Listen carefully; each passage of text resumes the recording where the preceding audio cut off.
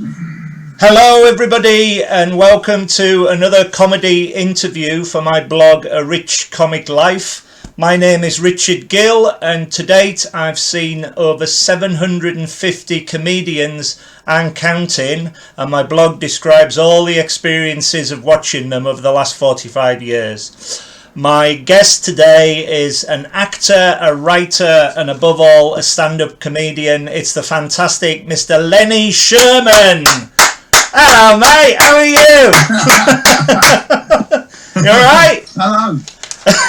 Thanks for having me. It's an absolute pleasure. It's great to see you.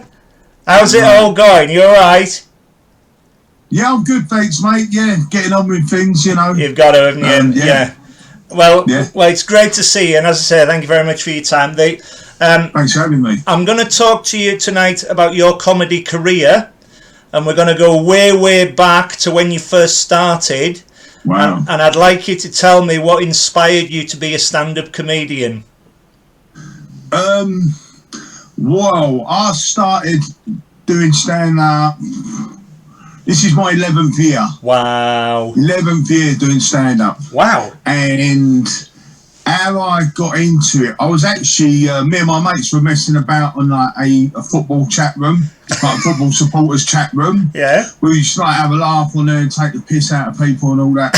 And there's a Millwall one, which was quite a big draw. And there was a guy who said he was a comedy writer, because everyone had like a lot of aliases they used on there. And so he said, he messaged me, he said, you're good at comedy, you should get into comedy. So I said, I want to know what to do. So he said, get a camera on your phone, because this is 10 years ago. The camera phones weren't really like what they... No. They film you and your mates messing about. And so I've done that. And then I got comedy writing books, I was reading up on writing. And I was really enjoying it. And I really enjoyed like writing gags and stuff. And then I've done a course. Right. So I just wanted to, it said sketch course. Right. And at the time, I just thought I'd learn how to write comedy. Anyway, I waited about 3 weeks for that, and then they cancelled it at the last minute because they didn't have enough places on it.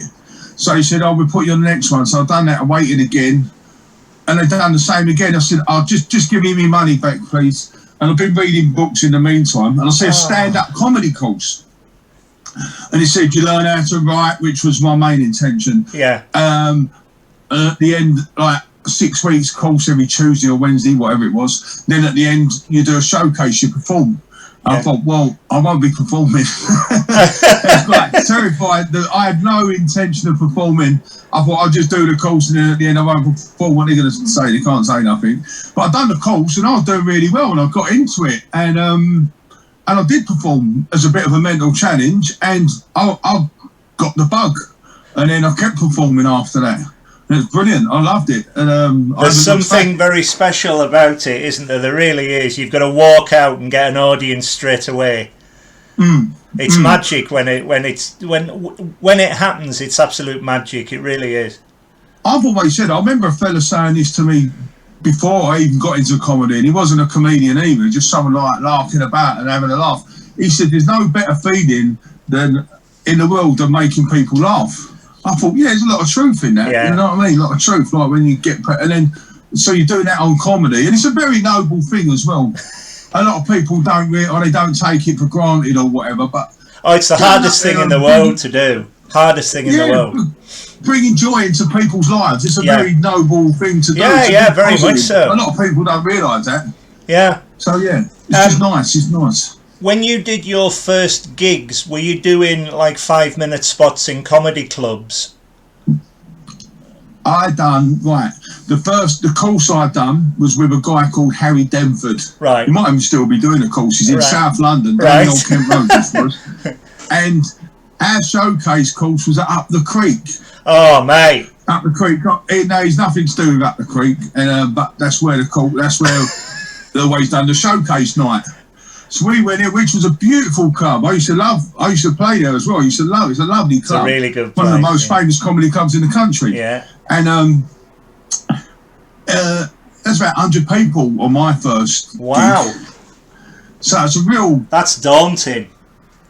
It was, but it was so that was a big mental challenge for me to do that. Like to because I used to do things like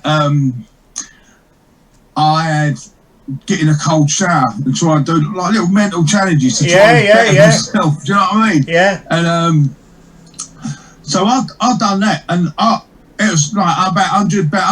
It's either 100 or 200 people, maybe some. It was a big crowd in there anyway. And then I've got the buzz, and that stood me in good stead. Yeah. And then after that, I'd done that night, and the owner offered me to come back and do a best of the best newcomers night. He said that I'd done well on my first gig, and he said I was like into it and all that. And so that was really nice of him to do that. And so I'm going to done best of the best. I remember Rob Beckett was on that night. About 10, and there's a few others I can't remember, but that's an honour looking back. And so I done my little 5 minutes there, and then I'm doing open mics. Right. 5 minutes. And soon after that, I've done the King Gong at the Comedy Store. Oh, wow, which was about, that's a full house. That holds about 200-300 people, right? Something like that. So I've got experiences of doing them, and I did beat the Gong as well. So Good man. I didn't win the night, but I beat the Gong. So I had good early experience in them big crowds. And that's what it's all about, isn't it? It's all about experience. You need to get as much experience under your belt as you can. Definitely. Yeah. I had a friend. I've got loads of comedy friends who started out, and they do these 5-minute slots in comedy free pubs, and but I get invited along. And a friend of mine he invited me along for about 10 times, and I got sick of his routine. But with my trademark laugh, I just laughed in all the right places, and he won the competition. So it was really brilliant. Good. It's absolutely fascinating listening to you, because I'm fascinated how folk begin their comedy journey. Yeah, when I started, I set myself up. I thought I want to have a go at it. I thought I was good at this, right? And when I first started, I did do well. I made a bit of a splash, but I worked out. I set myself up to have a go. This is where a lot of good comedians fall off, because they don't set themselves up. So I'm like, no, and especially in London. So at the time when I started, once I got into it, I would gig. I would say I would have gigged every night if I could, but when you're starting open mic, like, you're not doing weekends, you're not doing Friday, Saturday. You might do and you've got to find the gigs, and you've got to get in there, and then you've got to book them, because they don't just go unless you've got a bit of a reputation or something, or you're friendly with them. Then you might get straight on. But when you're first starting out, you don't really know anyone. No. And then you have to get on. So, but I gigged as much as I could. I had a right go at it. Good lad. Right, Yeah. But I loved it though. People go, you work hard, you do it, but I loved every minute of it. Loved it. I love performing. It's and even looking back now. Sorry. Carry on, please. So yeah, I've done that, and that was in London, and then I started doing the mirth control gigs, which are all around the country. Yeah. And I had a car as well, so I made sure I had a car, and I didn't have commitments, so I could go and do these gigs. And I was loving it, And so I set myself up, and that was I don't know if you're like newbies watching this or what, but that's what I would say. Set yourself up so you can have a go. Yeah. You're free, and ran the mirth control gigs, going around the country. That was a real good experience, because you can do gigs in London or amongst comedians, and that might be a bit like innie jokes without you realising you fall into a trap. You do it all a bit London-centric or something, and then you go and do that in Liverpool, and you'll be doing the routine about tube trains. They're going, what's this geezer about? What's a tube? You know what I mean? You have to look. So it's good to gig everywhere. Yeah. And then that's why Edinburgh is good as well, because it's very universal. We're going to come on to that later. Yeah. What is great to hear from you already is your enthusiasm for it. It's like a drug to me. I love watching it, and I go there, and I always say to folk on my blog, I'm not a diarist, I'm not a reporter, I'm not a critique, I'm a member of the audience, and I'm there to have a great time. So I describe it as an enthuse, and you give you. You're brilliant. Thank you so much. So are you. You're great. Yeah, everyone should be like you. So you've been gigging, you say, for 11 years, right? It's my 11th year. I started September 2010. September the 7th, 2010. Wow. What has been your best gig to date, and what has been your worst gig, and why? Well, best gig, nothing really stands out, to be honest, because, I mean, at the time, you coming up, you want to do the glamorous gigs, the more high profile, but looking back in hindsight, didn't really matter too much. It's like a gig's a gig, and you get that buzz. That's how I see it anyway. You get that buzz. That's brilliant. My best gig in terms of that I'm sort of most proud of, I suppose. I opened for Jerry Sadowitch at Leicester Square Theatre. Wow, that is something going. Big deal to me at the time. Yeah, so in terms of sort of glamour or whatever, that would be. That's brilliant. Probably biggest, because I've been and seen him live, and I really liked him. Really, he is brilliant. Really he's so sharp and so clever. Yeah, and he's quite a fussy guy who he gets on. So I was quite flattered that I was asked to do it. That's brilliant. But he weren't him who asked for me anyway, because I found it out when I met him. I met him before the gig, and I said, I've got introduced to him. He went, I said, thanks for having me. He went, don't thank me, I didn't choose you. Charming. Mentally, that was quite because what it was a Saturday night. Yeah. I think it's a Friday or Saturday, Leicester Square Theatre. Great They'd only come to see him, right? They'd only come to see him. They don't, when you go to these, they don't really give a shit about the opener, right? And I got offered to do that twice before, and I couldn't do it. The first time I was at a Bill Burr show. Oh, brilliant. Yeah. To be honest with you, and I got a phone call, I was sitting in the pub just about to go in there. To be honest with you, I could have just gone, sorry lads, I'm going to go and do the jet. I could have done that, but I'll be honest, I did bottle it a little bit. And so, but I did say to him, I said to the guy, I said, I'll just come to see it. I mean, but anyway, I said, I come to see the Bill Burr thing. And he said, all right, maybe another time. So I went, all right. And I'd never done Edinburgh at that time. Yeah. So I'd never done, although I'd done a lot of club gigs and stuff like that, I've never gone on cold. Yeah. Which you do at Edinburgh. You go into a room, nothing's happening. Hello, everyone, blah, blah, blah. You get into it, right?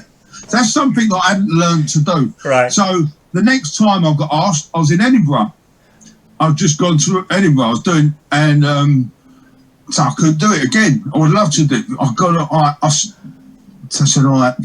Anyway, get back from Edinburgh, get asked to do it. So I've been back from Edinburgh a couple of weeks, and I've been doing the cold thing. So I'm ready now and confident. Do you know what I mean? So I've gone on, because you have to go on as an opener. Like I say, they're only there to see Jerry Sadowitch, and I didn't have no announcer, so I had to announce myself, and I had to do my homework, I had to go on cold. Yeah. And I couldn't say there was because there was me, then an interval, then him. So I couldn't say there's an interval, because then he'll get up and fucking just come back for him. So I'll come on. Here's a little insight. Any newbies watching, other people might tell you different, but I'll come on and went, so I'm behind the curtain, first of all, going, ladies and gentlemen, give it up for your support act, Lenny Sherman. That's brilliant. I've gone, hello everyone, I'm Lenny Sherman. I'm going to talk to you for a bit before Jerry comes out. I'm going to talk to you for a little bit, have a laugh, and then Jerry comes out. How's that sound? Go, hey, then bang, straight into my act. But my act is quite, as you know, it's got bang, bang, bang, bang. And now I tailor it at the beginning. I can get into it as well. I don't really need, and so I'm just bang. I had them, and then I got in, and I had a pretty good gig actually. I did have a decent gig considering. But, that was a big mental challenge for me. Yeah, and it was a proud moment as well. So yeah, that's brilliant. That's my best gig. That's your best gig. Have you had any difficult ones? Any bad ones? Or yeah, loads. Oh Christ! I mean, like I say, I don't know if you have newbie. That's part of the process. Yeah, of course I have. You've got to go through it, unfortunately, haven't you? Yeah. It's But it makes you a better comedian. I remember the first time it happened to me, because like I say, I done the up the creek about 200 people, or 100 and 200, a lot of people, And then I done the best of the best newcomers, which was good. I thought I was like fucking Peter Kay. Yeah. So I went and done an open mic night. I think it was Dirty Dicks at Liverpool Street. Yeah. Know it well. Yeah. Before Alfie ran it. Alfie Noakes. Yeah. And I think I went there, and also when I first started, when you first start doing a lot of stand-ups, will probably tell you this. Your mates will come. Yeah. When you're first doing it, there's a bit of a buzz, and they'll come. So people come up, so I'm having a drink before, a little bit overconfident, thinking. And I went on, and I didn't really rehearse. I was a bit drunk, and I went on and had a like rough gig, and I so okay, this is taught me a little lesson, give me a little kick up the arse, you know, which I needed. That weren't the worst one. My worst scenario. About 9 months in, I've done a competition, which was Jonglers and the Sun Comic Idol, right? Which was a big national competition. Yeah. And I come runner up. Mate, that's brilliant. I lost that to, like, as a boy band won it. Right. Like, mock boy band, musical thing. Right. I come and they signed me up, Jonglers. So, and at the time, you know, I'm known That's for amazing. Comedy. To the untrained eye, if you said to someone, right, the biggest names in comedy, Jonglers would be one of them if you didn't know. Yeah. It turned out it was run really badly. It's turned out, and they've gone bust and all that. But anyway, it is very sad. Yeah. They signed me, and they give me like 10 open spots at their gigs. So I was still new, so I was learning. Like, no, middle spots, 10 minutes. 10 minute spots. So I've done them, and I'm doing them, and I was doing really well. And then I was coming near the end. I can't remember the exact thing. It might have been 10. It was around about. They give me a batch of spots anyway. And then I done a gig in central London somewhere. Done that. It was anyway the sports bar somewhere in central London. Yeah. I done that, and I died on my arse. Died on my arse. Because when I first started, I had a good set, but I was one-dimensional. Most of the time it'd work, but if it didn't, I didn't have nothing else to fall back on. Right. Now, with experience, if something ain't working, I could try something else. So I've learned a few tricks up my sleeve. I might do crowd work or do a different routine. But then I had that material, and that was that. And most of the time it worked well, and it was good material. But there would be occasions when it didn't. And as an inexperienced comedian, at the time, I didn't know what to do. Yeah. So it was quite very frustrating. And I was really trying hard. I put a lot into my comedy. I've rehearsed, I'm doing everything I could possibly do. Like I say before, I set myself up. I really worked hard and like passionate. And anyway, so I died on my arse. It happens sometimes, no big deal. And I spoke to him, and he said, "Oh, don't worry, we'll give you another. We'll be down here in a couple of weeks. We'll come and see you. I want to see how it's progressing." So I'm like, great. So I thought, I'm really going to do well with this, like positive and all this. Going to do well. Went up there, got on stage, and fucking died of just couldn't up the neck for the audience. I was like, fucking hell. Right? Ask a comedian when they're dying, right? Yeah. It's one thing dying, right, and people not laughing. This crowd just started talking to each other as if I weren't even there. That was, mate, that's horrible. Humiliating. And I remember it was quite a small stage. It was about the size of a pallet. It might have even been a pallet, actually. About the size of a pallet, a very small stage. I remember I had a bottle of water on the front of the stage. I even knocked the water over, and I can remember going, glug, glug, glug. I'm doing it now. And a person sitting at the front picked it up for me. And I'll never forget, they was just fucking talking like I wasn't there. It was humiliating, and but you did it. That was horrible. That was really fucking horrible. I was so frustrated. And I remember before I went on, what's the name of that comedian? Matt something. He's a big TV Matt personality. Richardson, Matt Ford. Might have been Matt Richardson. Yeah, with the dark hair, quite young. Yeah, he's been on this. Okay. Yeah. I'm pretty sure it was him emceeing, if memory serves me right. Yeah, he's always comparing. You got to remember, about 2 weeks before I died, I'm like, I'm going to do it right this time. And they'd come to watch me as well. They'd come to watch me, see how I'm getting on. I'm going, no, I'm going to do it. I'm just about to go on. He was emceeing. He went, oh, guys, I'm looking forward to seeing you. I've heard really good things about you. I'm like, oh, great. Yeah, really give me a boost. I'm like, yeah, I'm going on. You know, it was horrid. My friend, as I say, it is all experience. It's all experience. It's all part of it. All part of it. I'm just saying, at the time, it was awful, though. Oh, horrible. I've no doubt. I'm just having a look at your biography, and it says, as well as a comedian, you've also been on TV. You've trained in clowning and improvisation. Yeah. You're an actor, and you're a writer, a man of many talents. Describe a few of these experiences. Can you tell me what the Meisner technique is that you've put? Meisner technique. That's acting. That's an acting style. Right. So tell me more about your clowning. Do you? The clowning. I'll be honest with you. Right. I got into stand up. Yeah. Started doing stand up. I've always liked improv. Yeah.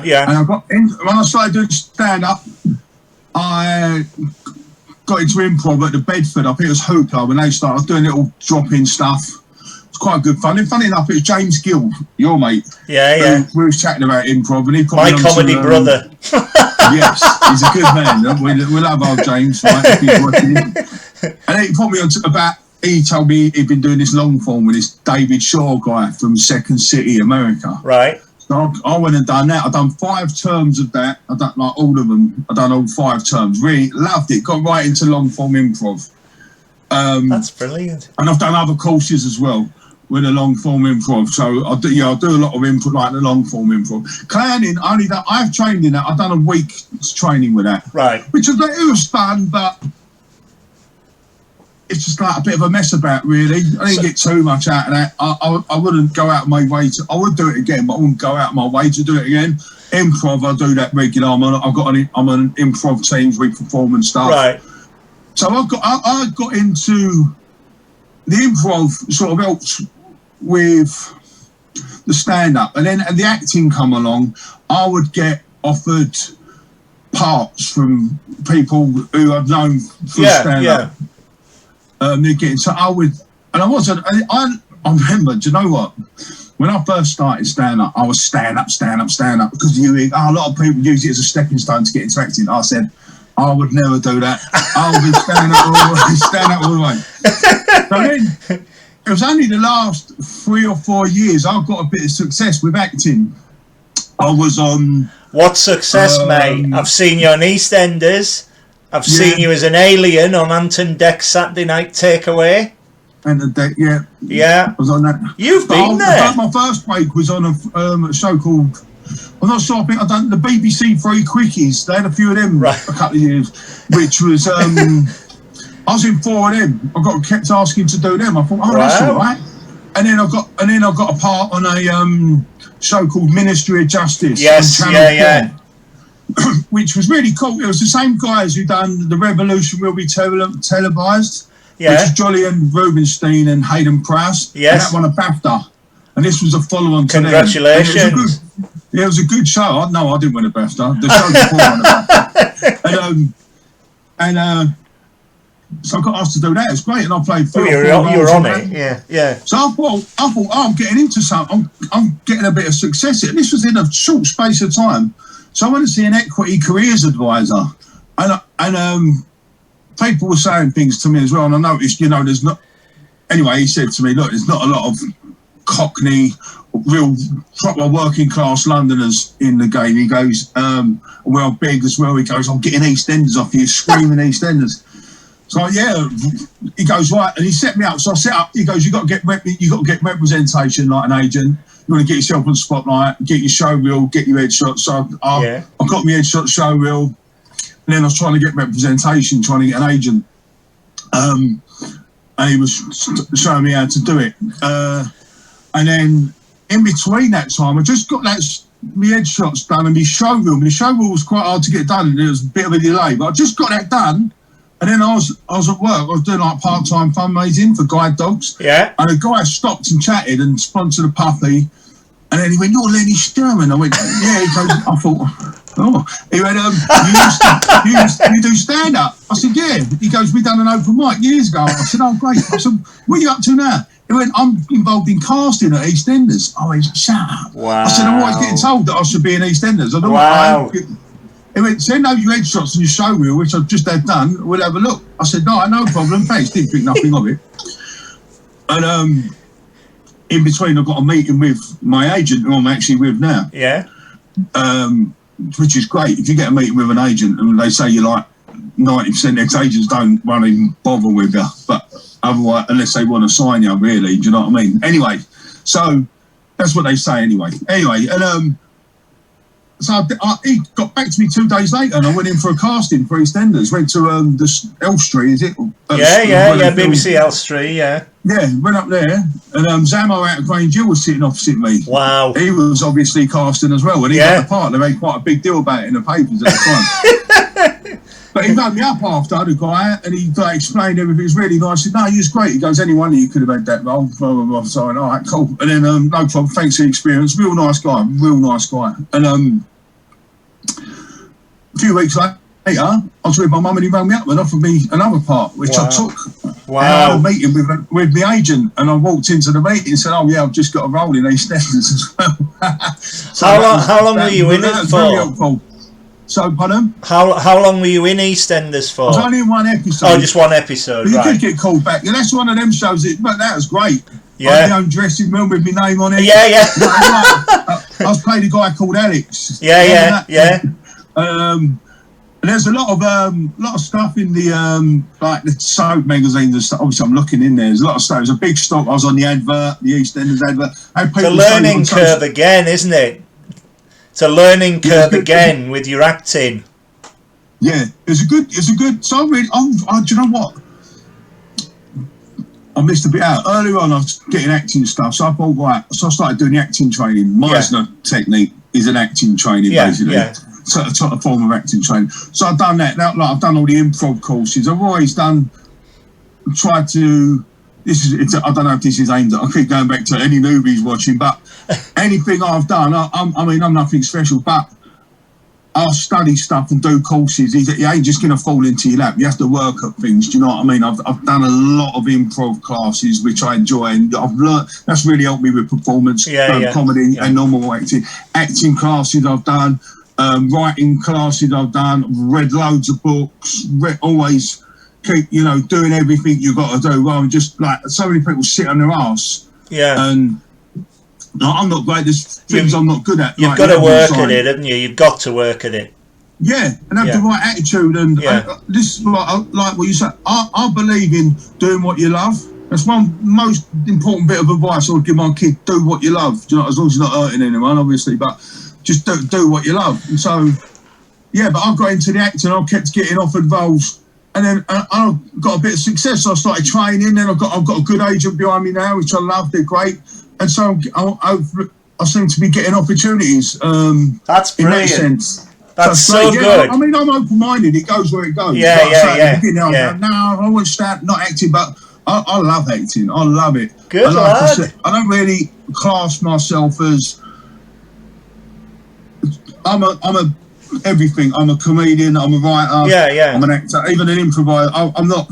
It goes where it goes. I'm all of them. I think you can be one and the other. You can't just go. Oh, it's not like being a football supporter. You can do them all. Doesn't matter. I'm a Carlisle United fan, mate. Don't ask. No, I'm a Millwall supporter. Say no more. Believe it.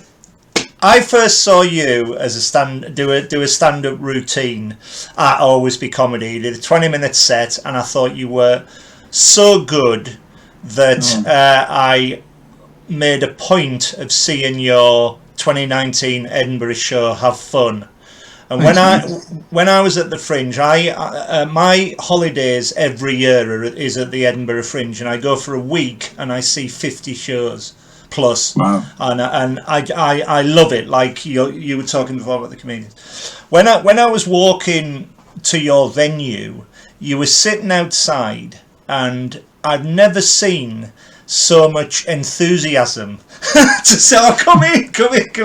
And from the moment I saw you outside to the moment I left, you got that audience going with sweets and balloons and all the rest. And I've never forgotten that. It was so enthusiastic that you couldn't fail not to love it. And the actual question from this is, what was your first Edinburgh Fringe like? Because you did a show before, didn't you? You did a show before that year. I did a show. That Have Fun was the last Edinburgh. Yeah. Which was 2019. Yeah. The year before was my debut, Make the World a Better Place. Make the World a Better Place, yeah. So I made a point, whether I stick to it, is having positive titles. Yeah. So Make the World a Better Place, Have Fun. Too right, mate, yeah. Yeah, it's nice. You've got to spread a bit of positivity. Oh, my. Tell me about it. Do you suffer from nerves at all before you go on stage, and how do you cope with them if you do? Yeah, I have done. I wanted to finish your question, by the way. Oh, sorry. Carry on. But the first time I done was a year before that. I shared an hour with a guy called Shehan Wagnicasera. Right. Australian guy. Right. And we shared an hour in the, do you know the Cabaret Voltaire? Yeah. The little cinema room. It was brilliant. That's my first year, Edinburgh. Wow. We shared an hour. Never done it before. I've got fond memories of that. When I think of best gigs, I think of that. That was fucking brilliant. The room was, you know, the small cinema room. I don't know if you were tiny. I know it well. Yeah. And the good thing about Edinburgh as well, especially when you're a bit going a bit, you're a bit slick. I'm like this with when you're rolling up Edinburgh, a lot of comedians get really good. I remember when I was like doing, or even later, when you see comedians at clubs after Edinburgh, they're slick. Yeah. They're slick. Comedians are like, you know, you get the second half of Edinburgh. All the comedians, everyone's levels go right up. And they're slick and they're totally on it. You know what I mean? It's good to see. And I had that. Did I have a title? No, I didn't. I just called it Work in Progress, which is a massive error. Yeah. Because who's going to come to see that? Especially like I was unknown at the time. but I had a great time, and then. Yeah, but thank you, by the way. That's what I wanted to say. That was the point. Because that Frankenstein's where my last show was. Frankenstein pub, yeah. It was a very hard room for stand-up. Right. So it was good. I had some great times. But I had to really work hard. So it's a bit spacey for stand-up. Yeah. A lot of the shows in there were like musical or like cabaret stuff.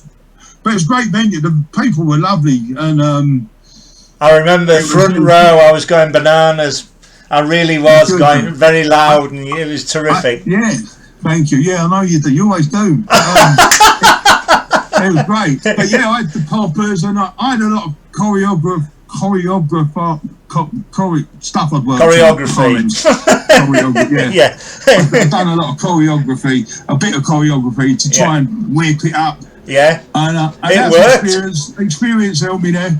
And next time I go, I would like to just, when I do it in Edinburgh again, if I end up doing it again, is just to have a nice room for once. Yeah. And just boom.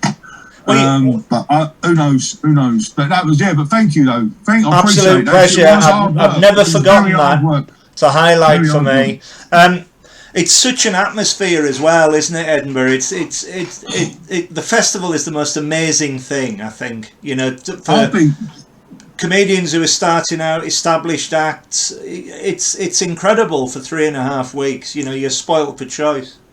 I see a lot of comedians, and I see, not say I look out for, but if you're a comedian, by right, you should love Edinburgh. Yeah. Because it's paradise, it's heaven. Yeah. I'm an actor as well. I'll go up there. I watched a lot of dramatic stuff this year. I've got to see theatre. Yeah. Mixed it up, improv, all sorts of different stuff, and you comedy, great comedy, because like even I do a lot of sketch writing and improv, and it's just comedy. I'm into comedy. Brilliant. I do dramatic acting. I do dramatic acting as well. That's part of that's before. But the comedy's comedy. They're just little labels, really. Do you know what I mean? So you see so much good stuff up there you don't get the chance to see, and That's the magic of it. It's brilliant. And let's hope it is. Say again, sorry? Beautiful city. Very beautiful city as well. It is stunning. I've got a lot of friends up there. Great people up there as well. Real nice people. It really love it. Let's hope it's back very soon. I can't see it this year, can you? I can't see it happening this year. Maybe a mini one, but I doubt it. Yeah, I doubt maybe. it. All the rich people. Yeah. What do you think makes a good comedian? Have you got any thoughts on that? Wow. I mean, what do I like? I mean, each to their own. Everyone's into different things. It's very subjective, isn't it, comedy? That's the thing. Of course it is. Yeah. Of course it is. And I would never tell anyone what to do or what to laugh at, or, you know, everyone's on their own little journey, isn't they? Yeah, but, yeah. Well, I will say one thing, though. Be funny. A lot of comedians, I know it sounds a really stupid thing to say, but comedians can lose sight of that. They become activists. Do you know what I mean? And that's sort of, not say it bothers me, because I just focus on myself. I don't let other things bother me, but it's very true. It's a good question, but it's a hard one to answer. Don't worry, you're not the first. No. I think you're right. Funny is important. I think I'll tell you a good comedian, real good. All right, this was interesting. Spencer Jones, lovely comedian. I don't mention names too much because other people get jealous or whatever. But Spencer Jones, great comedian, he's great brilliant, man, right? And he's a friend of mine as well, right? And chatting to him, I said, like, I noticed you watch his show. He's very, very funny, but he's very lovable as well. Yeah. And he very original and very lovable comedian. Yeah. And I remember he said about like getting a message in there or something. I can't remember. I can't even do it justice now. But it's a really good point. I can't remember. It's something along the words of, because I was like, when I first started, I was learning like laughs per minute, get the laughs. When you see me do stats, like bang, bang, bang, big laughs per minute ratio. But now I sort of like want to, through other stuff, get a bit more, as I've gone on, get a bit more of a message in there, more than just silly. Well, there's a lot of subtext in that in my stand-up, I suppose, but I will now maybe get a bit of a message. I don't know.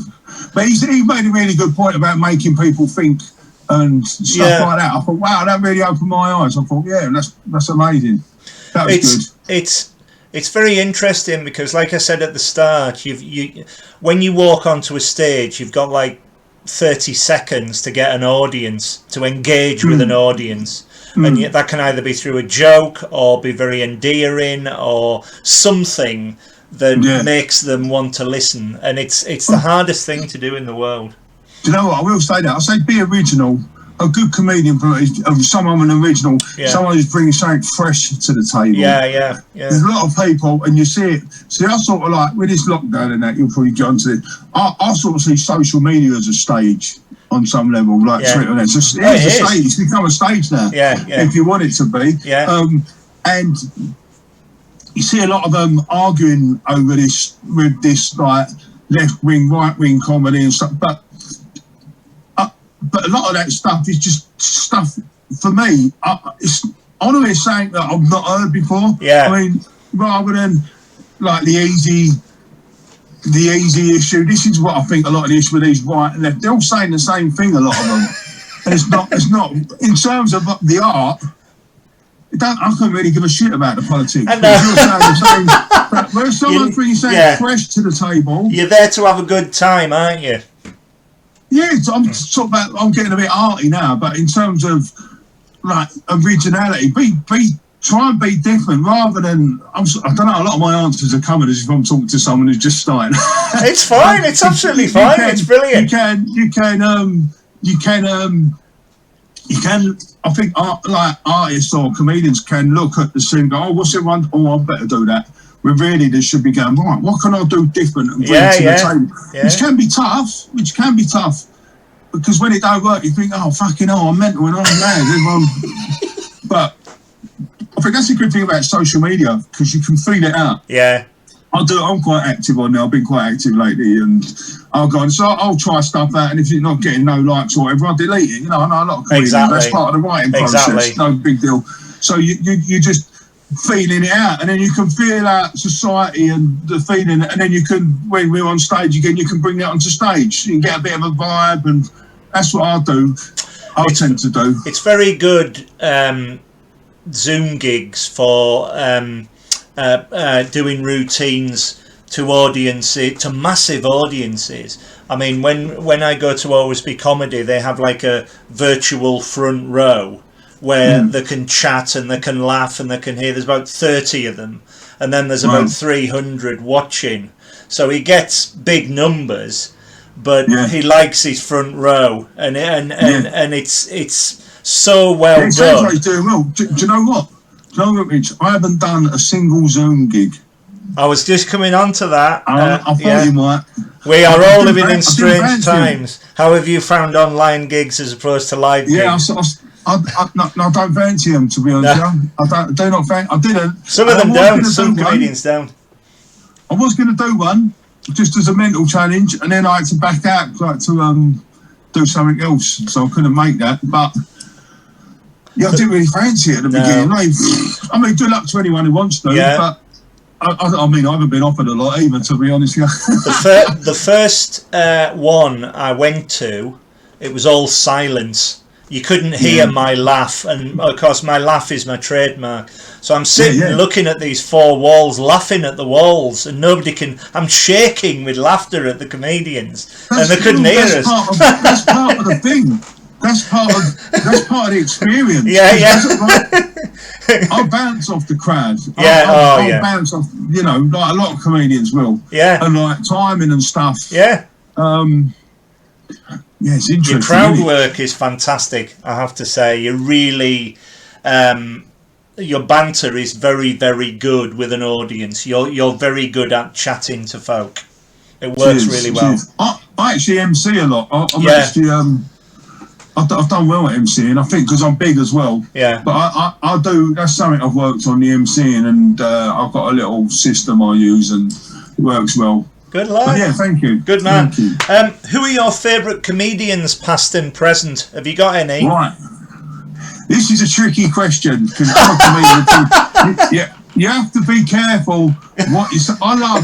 I love most comedy. Right? I love most comedy, and I'm a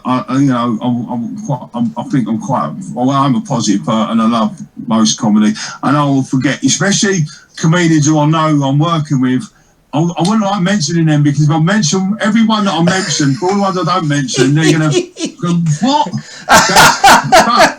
Come on. But these are sort of like one. I don't know any of these comedians that I'm going to say. Right. So I'm going to say my number one probably is Dave Attell. I've heard of him. He's good.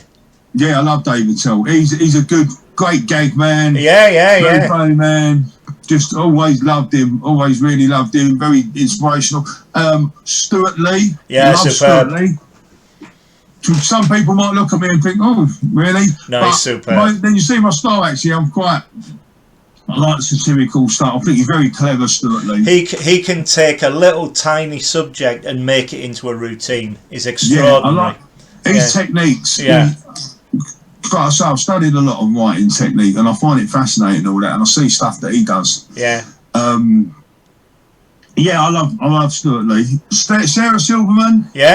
Love her. Kristen Shaw. I don't think she does stand up anymore. She was. Do you know Kristen Shaw? I've heard of her.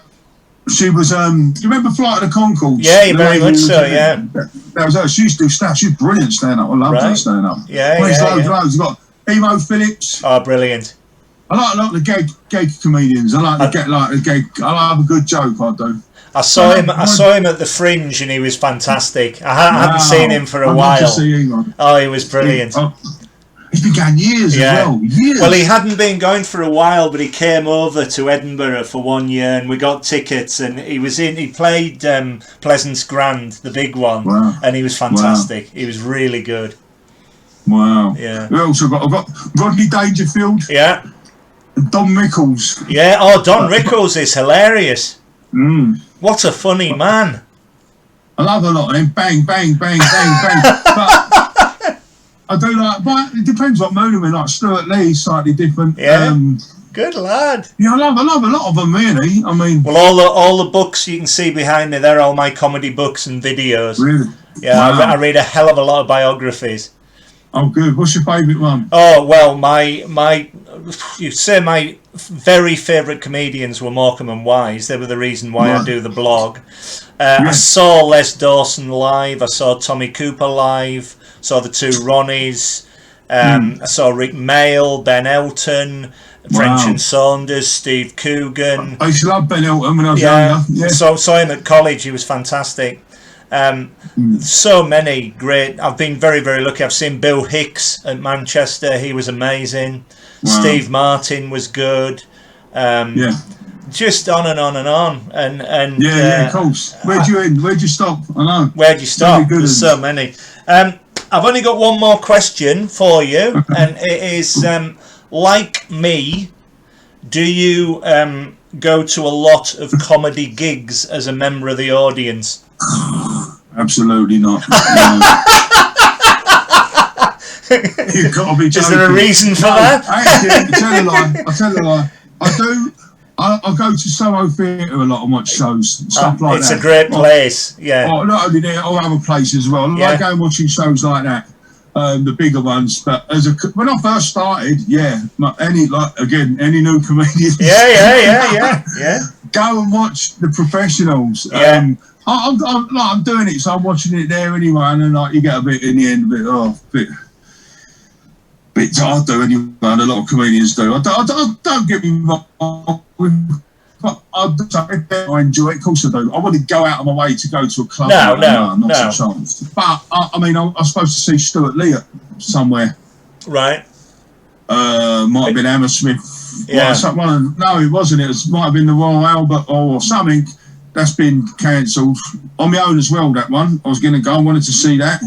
I've been Soho Theatre loads of times. So have I love it. Do you know what? Do you know one of my favourite ones?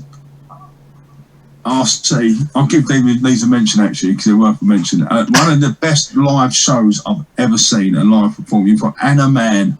Oh, brilliant. Absolutely brilliant. I've never been. I come out of there like my gut muscles hurting. And I've never had that before. And I've never, when I went to see him at the Soho Theatre, right, I've never heard, I'm thinking, I've been to Edinburgh, I've done an old Edinburgh. I'm like, how do I not know about Anna Mann? Well, Anna Mann is the creation of Colin Holt. I'm hoping to get him on here to talk about how he creates his characters, because there's so many other ones as well he does as well that are as good. Yeah, well, he's a comedy actor. He's a good actor. He's a good actor. That's a great answer. Such a great comedians you had there. One more thing. Is there anything else you would like to say? Is there anything you'd like to plug? Are you writing any shows? Are you writing any books? I'm always writing. I've got into sketch writing. I've been writing a lot of sketches. Follow me on Twitter. At Len Sherman. Yeah. I'm going to try and be a bit more active on that. That's been going all right. That's it really. I'm always like, I've just been doing like self-tape the last 2 days for acting. Like you do like video auditions, self-tapes. So I'm always writing. I'll be writing sketches and I'll be active. And what happens. I'm ready to go where it goes. Be it comedy, acting, writing, whatever. Good lad. So, well, I'm really hoping to see you very, very soon live on stage again, my friend, because you're a fantastic comedian and I've thoroughly enjoyed talking to you. It's been an absolute pleasure. Yeah, it's been fun. Thanks for having me. I appreciate that. Good man. All the best to you then. Cheers now. Thanks a lot. Have a good one. Thank you.